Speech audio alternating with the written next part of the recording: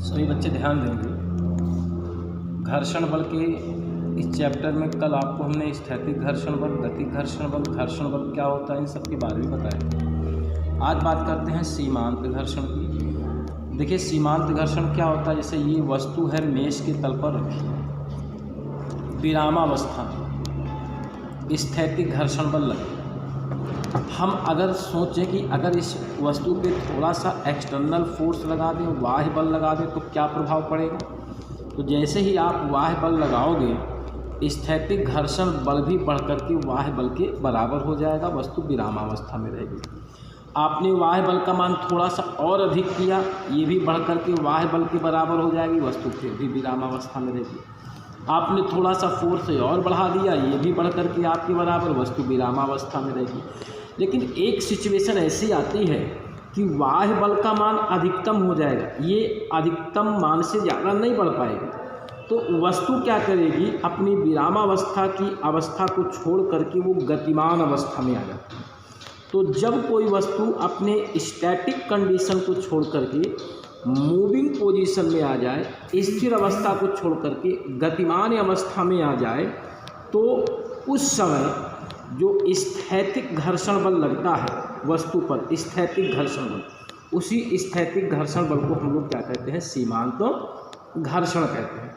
कि आप परिभाषा देखिए, मैंने लिखा भी हुआ है कि जब किसी वस्तु पर जैसे जैसे बाह्य बल का बल लगाते जाते हैं, स्थैतिक घर्षण बल भी बढ़ करके बाह्य बल के बराबर होता जाता है।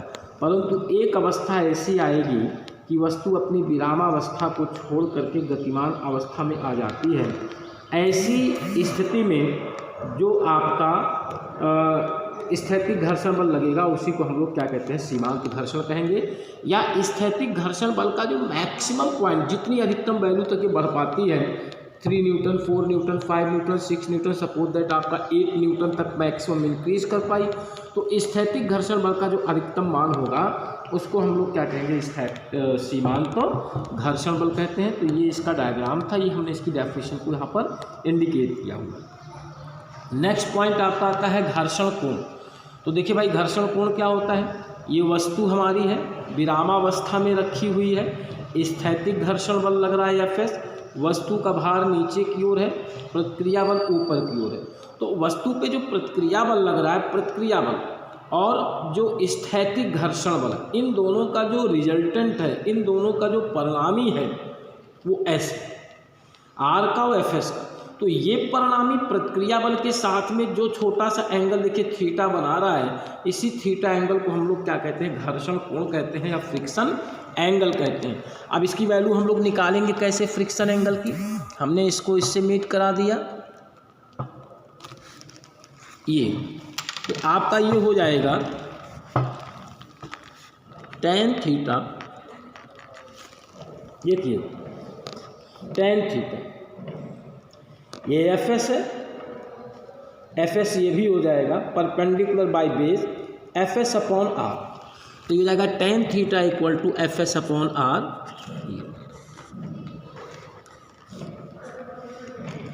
इस फार्मूले से हम लोग घर्षण कोण निकालते हैं, अभी कल का पढ़ाया हुआ है। Fs बराबर म्यू एस आर, तो tan theta mu S R upon R, R से कैंसिल आउट कर दीजिएगा, तो म्यू एस इक्वल टू कितना हो जाएगा, tan थीटा। ठीक है ना। थीटा क्या है, घर्षण कोण है,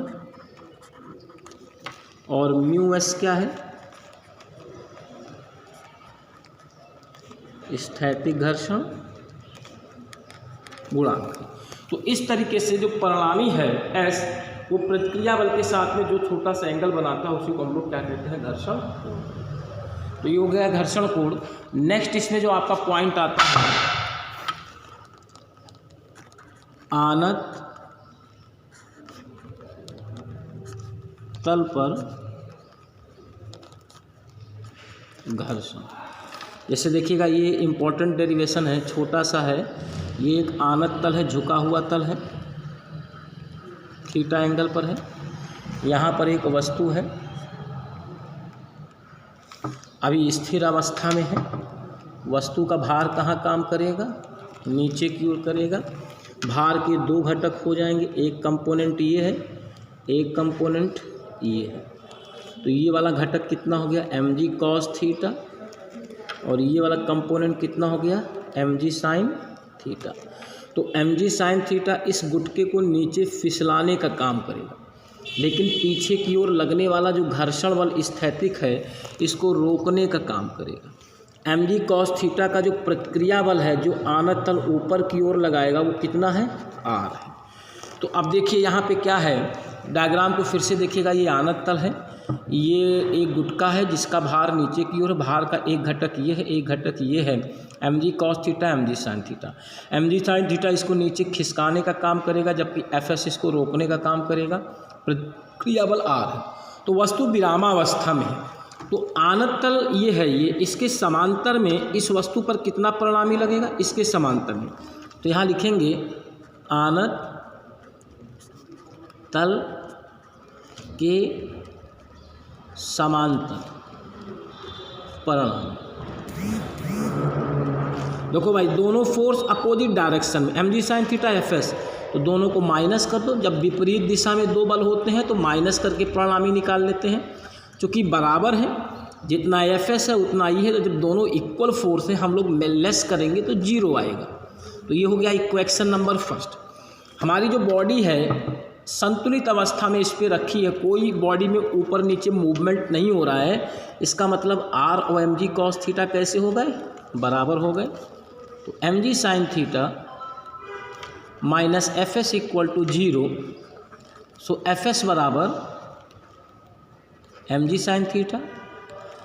fs की जगह हम लोग क्या लिख सकते हैं, म्यू एस आर